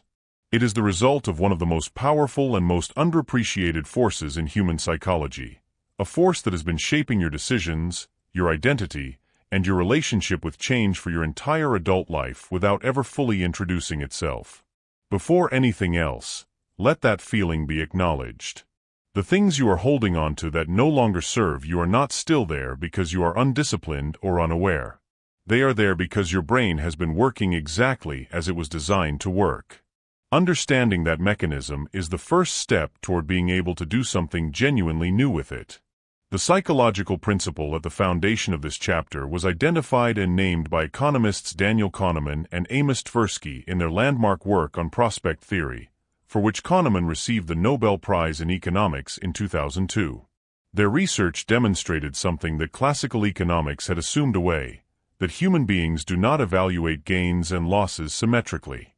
The pain of losing something is approximately twice as powerful, psychologically, as the pleasure of gaining something of equivalent value. This principle, called loss aversion, means that the prospect of losing what you already have, a relationship, an identity, a goal, a habit, a professional role, will generate roughly twice the emotional resistance as the equivalent gain would generate motivation. In practical terms, this means that subtraction, the act of removing something from your life, will almost always feel more threatening than addition feels appealing, regardless of whether the subtraction is objectively beneficial. The entrepreneur who knows she should stop pursuing a failing business model, but keeps investing in it anyway is not irrational. She is loss-averse. The professional who stays in a career that has stopped growing because leaving feels like abandoning an identity he has spent years building is not weak. He is loss-averse. The person who maintains a relationship that has become genuinely harmful because ending it feels like losing something rather than freeing something is not foolish. They are profoundly, biologically human. Understanding loss aversion does not dissolve it. But it does something equally valuable. It allows you to see the resistance you feel toward necessary subtraction for what it actually is. Not evidence that the thing you are holding on to is truly worth keeping. Not a signal from your deeper wisdom that you should stay the course. But a predictable, automatic psychological response to the perception of potential loss. A response that your conscious, reflective mind can learn to recognize, name, and gently override. The Stoic practice most relevant here is what philosophers call negative visualization, the deliberate contemplation of what your life would look like if you removed a specific element from it. Marcus Aurelius practiced this regularly, not as a form of pessimism but as a tool for clarity. By vividly imagining the absence of things he valued, he was able to distinguish between what he genuinely needed and what he had simply become habituated to. Seneca practiced a version of this that was even more direct. He would periodically live for several days with extreme simplicity, eating plain food, wearing simple clothing, removing comfort and convenience deliberately, specifically to test whether the things he normally surrounded himself with were genuinely serving his life or had simply become invisible assumptions he had never consciously chosen. The real-world example that makes this principle most vivid in a modern context is the story of the Japanese organizing consultant Marie Kondo, whose work triggered a global conversation about the relationship between physical accumulation and psychological weight. Kondo's central insight, that keeping things that no longer serve or resonate with you costs you something beyond physical space, that every object carrying an unresolved decision or an outdated identity occupies mental and emotional real estate, is deeply aligned with what the neuroscience of cognitive load suggests. But the principle extends far beyond physical objects. The outdated goal that is still on your list. The professional identity you have outgrown but have not officially released. The relationship dynamic you participate in out of habit rather than genuine choice. The story you tell about yourself: I am not good with money, I am not a disciplined person, I have always been this way. That was perhaps true once, but is now simply a limitation you are choosing to carry. All of these are forms of accumulation. And all of them carry weight. Here is where the inability to subtract is costing you in every domain that matters. In your relationships, holding on to dynamics, patterns, or roles that no longer serve the relationship prevents the deeper version of that relationship from emerging. The couple that has never consciously renegotiated the roles they fell into in the early years of their relationship, perhaps because those roles were comfortable once but are now sources of quiet resentment, cannot build the partnership they are both capable of until those outdated dynamics are released. The friendship maintained entirely out of history and habit, rather than genuine present-day nourishment, keeps both people from investing that energy in connections that would actually sustain them. Subtraction in relationships is not abandonment. It is the prerequisite for genuine renewal. In your career and finances, the sunk cost fallacy, the tendency to continue investing in something because of what you have already put into it rather than because of what it can genuinely offer going forward, is one of the most expensive cognitive biases in existence. The project that is clearly not working but has consumed 6 months of effort. The investment that is declining but feels impossible to exit because selling would mean admitting the original decision was wrong. The career path that made perfect sense at 25, but is genuinely misaligned with who you are at 35 or 45. Every day you continue investing in these things because of what you have already spent is a day you are not investing in what could actually build your future. The financial cost of sunk cost thinking is enormous. The opportunity cost, the alternative futures that never get a chance because the resources needed to build them are locked into the past, is incalculable. In your inner world, the most important subtraction of all is the release of identities that are no longer true.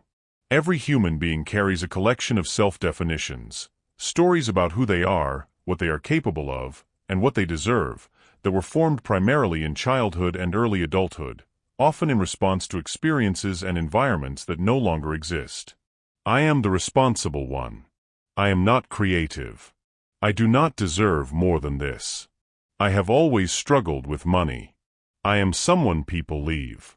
These identity statements, carried without examination, function as invisible ceilings on what you will attempt, what you will allow yourself to achieve, and who you will permit yourself to become. They are not descriptions of a fixed reality. They are habits of self-perception. And like all habits, they can be changed, but only after they have been consciously identified and deliberately released. The concept at the heart of this chapter is what you can call the subtractive edit. Just as the most powerful moment in the creation of a great piece of writing is not the first draft, but the editorial process that removes everything that is not essential, the most powerful moment in the construction of a great life is not the moment you add another goal or commitment, but the moment you clearly identify and remove what is diluting the strength of everything that remains. The first tool for applying this is called the quarterly release practice. 4 times a year, at the natural transition points of the calendar, you sit down with a single question and give it your complete honesty. What am I currently carrying? Commitments, goals, relationships, habits, beliefs, identities, that is no longer aligned with the person I am becoming. Write everything that comes up without immediately defending or justifying any of it. Then for each item, ask a second question. If I had not already invested time and energy in this, would I choose it today, knowing what I know now? The items that receive an honest no are your candidates for release. You do not have to act on all of them immediately. But naming them honestly is the beginning of the end of their hold on you. The second tool is what you can call the identity audit, a specific practice for identifying and releasing outdated self-definitions. Write down every statement you regularly make about yourself that begins with I am, or I have always, or I am not. Then, for each statement, ask, when did I first believe this? What evidence actually supports it today? And most importantly, does believing this serve the life I am trying to build? Many of the statements you find will be old. Some of them will be other people's words that you absorbed so deeply they began to feel like your own. The identity audit does not ask you to replace these statements with affirmations you do not believe. It asks you to examine them with adult eyes and make a conscious present-day decision about whether they deserve to keep defining you. Here is the nuance that this chapter requires you to hold clearly. Subtraction is not the same as quitting. There is a meaningful and important difference between strategically releasing something that is genuinely no longer aligned with your vital few and abandoning something because it has become temporarily difficult or uncomfortable. Some of the most valuable things in your life will go through seasons of difficulty. Relationships that require repair, projects that require persistence through obstacles, goals that require faith through the period before results arrive. The quarterly release practice is not asking you to release these things because they are hard. It is asking you to release the things that, with honest reflection, you know are draining resources that belong elsewhere. Discernment is the essential companion to this practice. Subtraction in service of your vital few is strategy. Subtraction in service of avoidance is a different thing entirely. What you are really doing when you subtract with intention is an act of profound self-respect. You are saying, my time, my energy, my attention, and my identity are valuable enough to protect from everything that does not genuinely deserve them. You are creating space, real, tangible, usable space, for the things that matter most to expand into. And you are making a statement to your own nervous system, repeated and reinforced each time you choose subtraction over accumulation, that you trust yourself enough to let go, that you do not need to hold on to everything in order to be enough, that the fullest version of your life is not the heaviest version. It is the most intentional one. What remains after a genuine subtractive edit is something extraordinary. It is a life in which everything present has been consciously chosen, in which every commitment reflects a genuine value, in which every relationship has been actively cultivated rather than passively accumulated. That life is not smaller than the one you are living now. It is larger, because everything in it has room to breathe, room to grow, and room to become what it is truly capable of becoming when it is not competing with everything else for your finite and precious attention. In the next chapter, you are going to discover the final practical framework of this audiobook, a concept borrowed from pharmacology that will give you a precise, scientific language for finding the exact input required to produce the maximum output in every area of your life. Not more than enough. Not less than enough. Exactly enough. And the difference between those three things is more significant than you might expect. Chapter 9. The Minimum Effective Dose. There is a moment that many people who have committed seriously to improving their lives will recognize immediately. You decide to make a change, a real one. Maybe it is your fitness, your finances, your relationships, your professional development. The decision feels good. It feels like momentum. And so you do what most motivated, growth-oriented people do. You go all in. You overhaul everything at once. You set the ambitious schedule, the demanding targets, the comprehensive system. You commit fully, publicly, completely. And for a short while, sometimes days, sometimes a few weeks, it works. You feel the energy of the new beginning. And then, almost without warning, the whole structure collapses. Not because you are weak. Not because you did not want it enough. But because the dose you prescribed for yourself was never sustainable. It was too much too fast for a system, your life, your habits, your nervous system, that needed something it could actually absorb and build on. And when it collapsed, it did not just take the new habit with it. It took a piece of your confidence. Another data point in the quiet internal argument that says maybe you are just not the kind of person who can change. If that story lives anywhere in your history, you are carrying something that deserves to be set down right now. Because what happened in those moments was not a character failure. It was a dosage error. And dosage errors are correctable. The concept that anchors this chapter comes not from productivity literature or self-help philosophy, but from pharmacology, the science of how substances interact with biological systems. In medicine, the minimum effective dose, or MED, is defined as the smallest dose of a substance required to produce a desired therapeutic effect. Below the MED, the substance has insufficient impact. Above the MED, it produces side effects, complications, toxicity, damage, without producing proportionally greater benefit. The MED is not the maximum safe dose. It is the optimal dose. The precise amount that achieves the result without the cost of excess. This principle, applied to human performance and behavior change, is one of the most elegant and practically powerful frameworks available. It reframes the entire question of effort, from how much can I push, to what is the precise input that produces the result I am looking for. And that reframe changes everything, because it transforms the pursuit of growth from a test of endurance into an exercise in precision. The neuroscience that supports this principle is grounded in what researchers call the dose-response relationship in behavioral change. When a new behavior is introduced to the brain at a manageable level, the neural pathways associated with that behavior are activated, reinforced, and gradually strengthened through repetition, a process described by neuroscientist Donald Hebb in what has become known as Hebb's law: neurons that fire together wire together. When the behavior is introduced at an overwhelming level, the stress response activates simultaneously, flooding the system with cortisol and creating a neurological association between the new behavior and threat. The brain does not distinguish between the stress of a genuine danger and the stress of an unsustainable self-improvement regimen. It simply learns that this behavior is associated with pain, and it begins to resist it. This is why the person who tries to go from no exercise to daily 2-hour workouts almost always quits within 3 weeks. Not because daily exercise is impossible, it clearly is not, but because the jump from zero to maximum created a stress response that overwhelmed the neural reward signal before the habit could take root.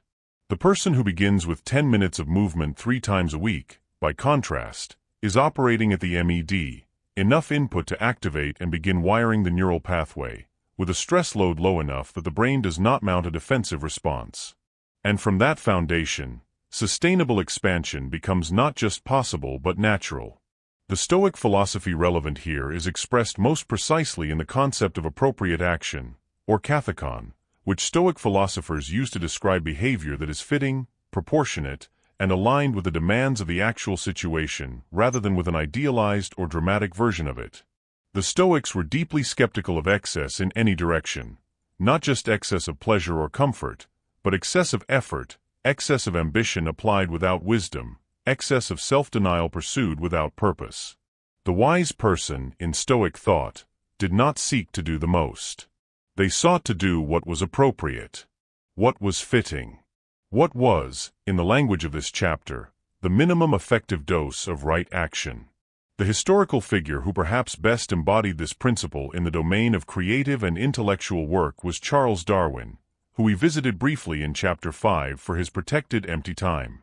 Darwin's approach to his scientific work was characterized throughout his life by what biographer Janet Brown described as a disciplined economy of effort.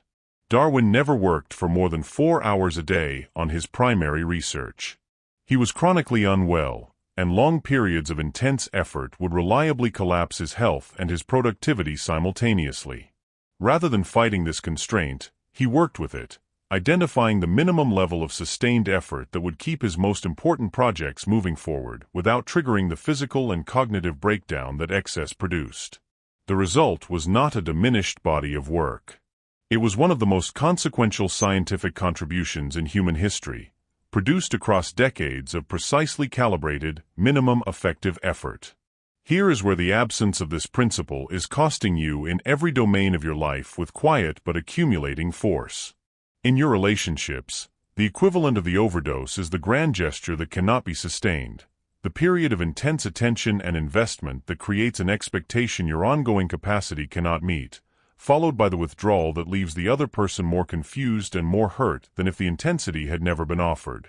The MED in relationships is the small, consistent, genuinely present act of connection, the daily check-in, the undivided dinner, the regular expression of appreciation, that does not require extraordinary effort but, sustained over time, builds an extraordinary depth of trust and intimacy.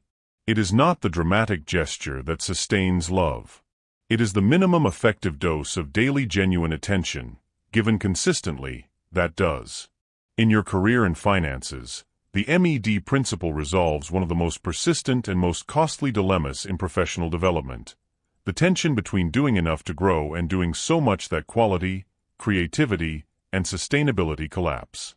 The professional who identifies the minimum effective input for each of their most important professional goals, the exact amount of focused work, skill development, relationship investment, and strategic thinking that produces meaningful progress without triggering burnout, advances more consistently and more sustainably than the one who alternates between periods of unsustainable intensity and the exhaustion-driven withdrawal that inevitably follows. In financial behavior, the MED principle is equally transformative: the minimum effective savings rate that begins building genuine wealth, the minimum effective investment in financial education that produces informed decision-making, the minimum effective review of your financial situation that keeps you genuinely aware without consuming your cognitive resources in anxiety. In your inner world, the MED principle offers something that may be its most profound application: a release from the tyranny of maximalism in personal development. The belief that growth requires suffering, that transformation demands total overhaul, that you must be relentlessly pushing at the absolute edge of your capacity in order to deserve progress. This belief is not just inaccurate. It is actively harmful. It creates a relationship with growth that is fundamentally adversarial, you against your own limitations, in a contest where the only acceptable outcome is total victory. The MED principle offers a completely different relationship with change, one of precision, sustainability, and compassion.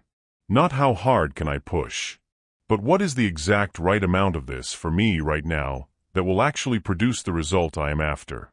The concept you can carry from this chapter is what you might call precision effort, the disciplined practice of identifying, testing, and applying the minimum effective input in every significant area of your life, rather than defaulting to either maximum effort or minimum engagement. Precision effort is not laziness with better branding. It is the sophisticated recognition that in biological systems, and you are a biological system, more input beyond the effective threshold does not produce more output. It produces diminishing returns, then damage, then collapse. The first tool for applying this is called the MED experiment. Here is exactly how to use it. Choose one area of your life where you have previously attempted a change and found yourself unable to sustain it. Instead of designing the most ambitious version of the change you can imagine, design the smallest version that would still produce a meaningful result. Not the smallest version you think you should do. The smallest version that you are genuinely certain you can sustain for 30 consecutive days without significant effort or willpower. Begin there. If after 30 days it feels genuinely easy and you have not missed a single day, increase by the smallest possible increment. Repeat. What you are doing is building the neural pathway with zero stress load, and then expanding it incrementally as the pathway solidifies. This is not the slow path. This is actually the fastest path to lasting change, because it is the only path that does not contain the collapse built into every overdose. The second tool is what you can call the sustainability test, a 3-question filter you apply to every new commitment, goal, or behavior change before you adopt it. Question 1. Can I sustain this at my current energy level, without requiring exceptional willpower or favorable circumstances? Question 2. If my life became significantly more demanding tomorrow, would I still be able to maintain this? Question 3. Does this produce meaningful results at this level, or am I planning to increase it before it becomes useful? If the answer to either of the first 2 questions is no, or if the answer to question 3 is yes, you have not yet found your MED. Reduce. Simplify. Find the version that survives contact with the imperfect reality of an actual human life. Think about what precision effort looks like across real professional and personal contexts. A new manager who identifies that one genuine, undistracted one-on-one conversation with each team member per week is the minimum effective investment for maintaining trust and engagement, and who protects that investment without adding to it unnecessarily, builds a stronger team culture than the manager who oscillates between intensive team-building initiatives and neglectful periods of reactive management. A person rebuilding their financial health who identifies that reviewing their accounts for 15 focused minutes every Sunday morning is the minimum effective dose of financial awareness, and who does that single thing without fail, develops a healthier and more sustainable relationship with money than the person who periodically spends a weekend in financial anxiety, overhauling everything, then avoids looking at their finances for another 2 months. Now, the nuance that this principle requires to be complete. The minimum effective dose is a starting point and a floor, not a permanent ceiling. There are areas of your life where, once the foundation is established and the habit is wired, you will genuinely want to increase your input, because the activity itself becomes intrinsically rewarding, because your capacity grows, or because the returns of greater investment become visible and motivating. The MED principle does not say stay small forever. It says start precisely, build sustainably, and expand only when the foundation is genuinely solid. The difference between that approach and the overdose approach is not the destination. It is the probability of actually arriving there. Here is the truth that this entire chapter has been building toward. You do not need to exhaust yourself to deserve growth. You do not need to sacrifice everything to prove your commitment. You do not need to suffer to demonstrate that your goals are serious. The most elegant, the most sustainable, and ultimately the most productive path to any meaningful change is the one that identifies the precise right amount of effort, not the maximum, not the minimum, but the exact effective dose, and applies it with a consistency that only sustainability makes possible. Your growth does not need to be dramatic to be real. It does not need to be loud to be powerful. The quiet, precise, consistently applied minimum effective dose, compounded over months and years, produces transformations that no unsustainable maximum effort sprint ever could.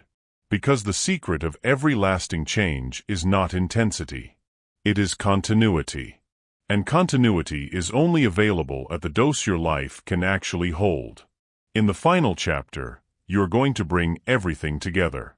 Every insight, every tool, every framework from every chapter of this journey, synthesized into a complete picture of what this work is really asking you to become, and the specific principles that will carry you forward long after this audiobook ends. Chapter 10.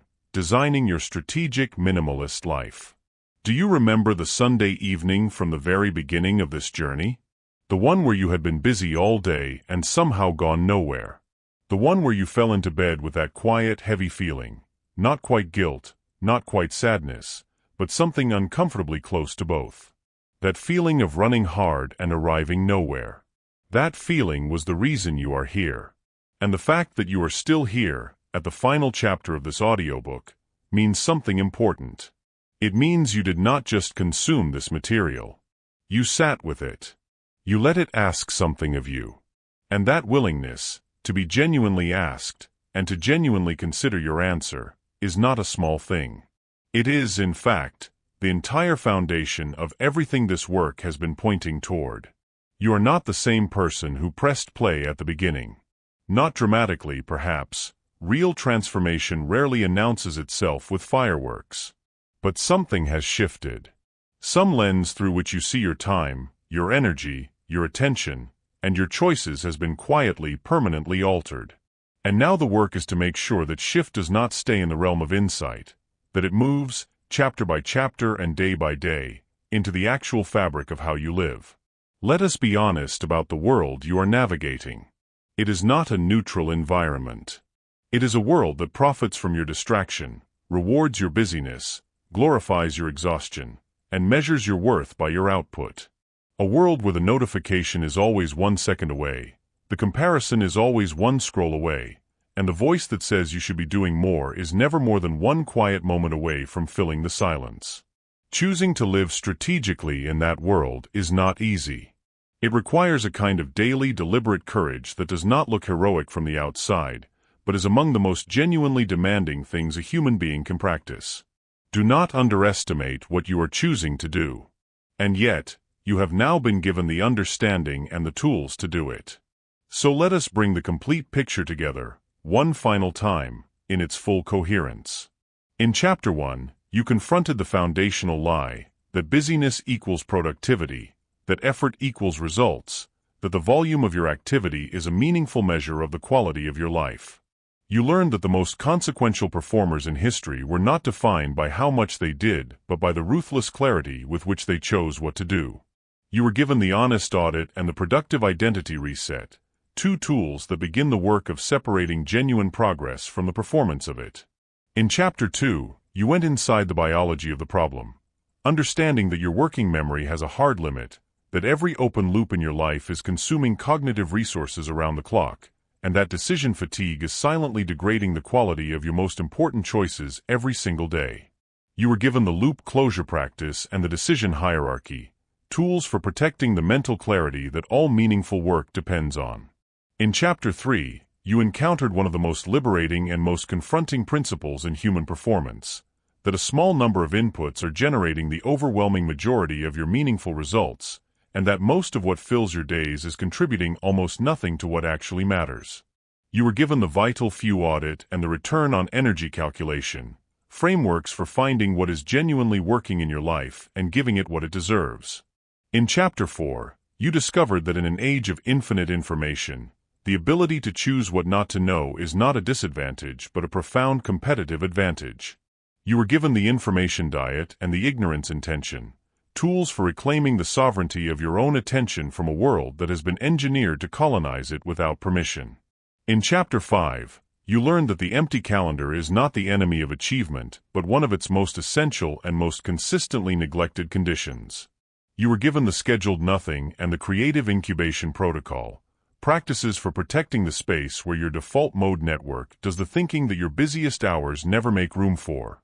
In Chapter 6, you confronted one of the most psychologically complex challenges in this entire audiobook, the deeply wired human need for approval that turns every no into a perceived threat and every yes into a borrowed peace that costs more than it gives. You were given the pause protocol and the graceful no framework, tools for developing the sovereign yes that makes your genuine commitment worth something real. In Chapter 7, you encountered the neuroscience that dismantles one of the most persistent myths in modern productivity, that multitasking is a skill worth developing. You learned that single-focused attention is not a luxury but the neurological condition for your best work, your deepest relationships, and your most meaningful inner experience. You were given the depth block and the single surface rule, practices for protecting the uninterrupted presence that flow states and genuine connection both require. In Chapter 8, you went to one of the most psychologically demanding frontiers of this work, the practice of letting go, of releasing the goals, identities, commitments, and habits that once served you but are now silently capping your growth. You were given the quarterly release practice and the identity audit, tools for creating the space that genuine transformation requires by removing what has become an obstacle disguised as a commitment. In Chapter 9, you received the final and perhaps most elegant framework of the entire audiobook, the minimum effective dose. The understanding that sustainable growth is not a function of maximum effort but of precise, consistently applied, biologically appropriate input. You were given the MED experiment and the sustainability test, tools for building change that survives contact with the imperfect, demanding reality of an actual human life. Now, before you carry all of this forward, there is one important clarification that this audiobook owes you, a final accounting of what this work is not asking you to become. Strategic minimalism is not an ideology of smallness. It is not asking you to shrink your ambitions, lower your standards, or make peace with mediocrity. It is not a philosophy for people who have given up on more. It is a philosophy for people who have decided that more is only worth pursuing if it is the right more, the more that emerges from clarity rather than anxiety, from genuine choice rather than social pressure, from a life designed around what actually matters rather than one accumulated by default. The person this audiobook is inviting you to become is not less ambitious than the person you were before you started listening. They are more precisely ambitious. Their ambition is aimed. An aimed ambition, applied with focus and sustained with the tools you now carry, is categorically more powerful than diffuse, exhausting, unfocused effort applied to everything simultaneously. Now consider the ripple effect of what you are choosing to do. Because this work does not stay contained within you. It moves outward, into every relationship you carry and every life you touch. The parent who learns to be genuinely present, who puts down the phone and gives the conversation at the dinner table their complete, undivided, single-tasked attention, is not just improving their own inner world. They are giving their child the experience of being truly seen. And a child who grows up knowing what it feels like to be truly seen becomes an adult who knows how to truly see others. That is a gift that travels generations. The professional who learns to say no with sovereignty and yes with genuine conviction becomes the colleague, the leader, the mentor who others trust completely, because everyone around them knows that when this person commits, the commitment is real. The partner who learns to subtract what is no longer serving the relationship and invest their freed energy in what genuinely nourishes it does not just improve a marriage or a friendship. They demonstrate, in daily lived practice, that love is not just a feeling but a series of choices, and that the most loving choice is sometimes the one that removes rather than adds. You carry this forward not just for yourself. You carry it for everyone whose life intersects with yours. Here, then, are the 6 living principles, distilled from everything in this audiobook, that you can return to as a personal standard whenever the noise of the world threatens to pull you back into the busyness that was never serving you. The first principle is this: clarity is the foundation of all genuine achievement. Before you add anything to your life, know why it belongs there. Undefined effort is just exhaustion with a schedule. The second principle: your attention is your most valuable asset. Not your time, not your money, not your connections. Your attention. Guard it with the same seriousness you would give to guarding anything genuinely irreplaceable. The third principle: subtraction is a creative act. Every time you remove what does not belong, you are not losing something. You are revealing something. The life beneath the accumulation is always more vivid than the life obscured by it. The fourth principle: sustainability is not the consolation prize for those who cannot sustain intensity. It is the strategy of those who understand that compounding requires continuity, and continuity requires a dose your life can actually hold. The fifth principle: your yes is only as valuable as your no is consistent. A yes given from genuine alignment, made possible by all the no's that protected the space for it, is one of the most powerful things one human being can offer another. The sixth principle: presence is the practice. Not a destination, not an achievement, not a state you arrive at once and maintain forever. A practice. Chosen again in this moment, and then again in the next one. The whole of this work lives in that single repeated choice. Now close your eyes for a moment, or simply let these words land without rushing past them. And allow yourself to see, as specifically and as vividly as you can, the person you are in the process of becoming. This person wakes up without the immediate anxiety of a schedule that is already overflowing before the day has begun. They move through their morning with an unhurried quality, not because their life is without demands, but because they have learned to meet demands from a place of genuine resource rather than chronic depletion. They sit down to their most important work and give it something rare and extraordinary: their complete, undivided, fully present attention. The work that emerges from that presence has a quality that work produced from fragmentation never achieves. It carries the unmistakable signature of a mind that was fully there. In their relationships, this person brings something that the people around them feel even when they cannot name it: the experience of being genuinely received. Of mattering enough to receive someone's full attention. Of being in the presence of someone whose yes means something because their no is real. The people who love this person feel it. The people who work with this person trust it. The people who encounter this person, even briefly, are touched by the quality of presence they bring. In their inner world, this person carries a quietness that is not passivity and not indifference. It is the quietness of someone who knows what they value and has had the courage to build their life around it. Who has released enough of what did not belong to finally feel the weight of what does. Who has learned that the fullest life is not the busiest life, not the most impressive life, not the life that can be most efficiently summarized in a list of accomplishments, but the life that is most genuinely, most courageously, most intentionally their own. That person is not a fantasy. They are not a distant future version of you who only becomes accessible after years of perfect practice. They are the version of you that emerges when you apply, consistently and with compassion for yourself, the principles and tools you have been carrying since the first chapter of this audiobook. They are close. They are already in motion. Every choice you make from this moment forward that reflects genuine clarity over reflexive busyness, conscious subtraction over anxious accumulation, and sovereign yes over pressured compliance is a step that brings that person one increment closer to the surface of your daily life. Here is the closing truth of everything in this audiobook, distilled to its absolute essence, written to be remembered long after the specific chapters and frameworks have faded into the background of your thinking, where they will continue to do their quiet, essential work. You do not become more by doing more. You become more by becoming clearer about what more actually means, and then having the courage, the discipline, and the profound self-respect to pursue only that. Do less. Mean it more. And watch what becomes possible when everything you do carries the full weight of your complete, undivided, genuinely chosen presence. Go build the life that is actually yours.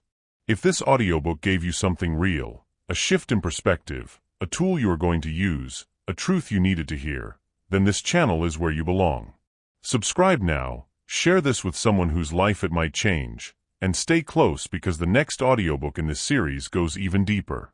We are going to explore the psychology of emotional mastery, how to stop being controlled by your feelings and start being guided by them. The most peaceful, the most powerful, and the most free version of you is not on the other side of more effort. It is on the other side of more understanding. Stay with me. The best work is still ahead.